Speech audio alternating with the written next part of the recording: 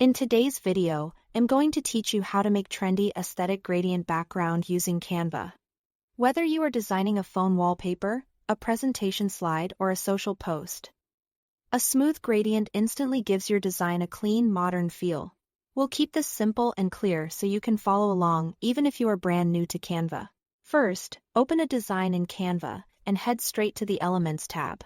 If you are starting from scratch, choose a canvas size that fits your project, like a standard presentation, an Instagram post, or a custom wallpaper dimension.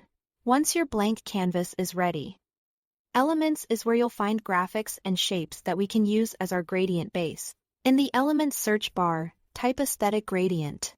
You'll see a range of gradient graphics appear, some soft and muted, others bold and vibrant. Scroll through and pick one that fits the vibe you are going for. You can preview how it looks against your canvas by simply clicking it, and it will drop onto your page instantly.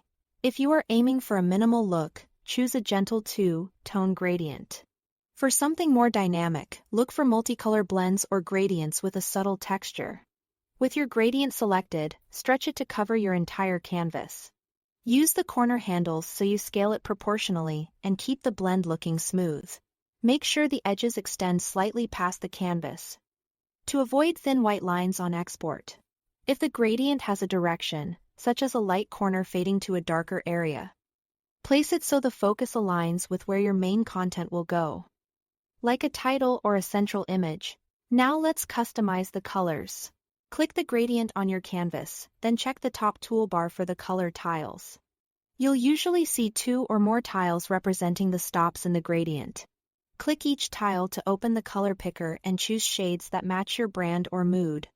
You can use harmonious hues for a soft, cohesive look, or mix contrasting colors for a bold statement. Subtle adjustments go a long way. Nudge one color slightly warmer or cooler to create depth, or lighten one end to keep text readable if you plan to add content later.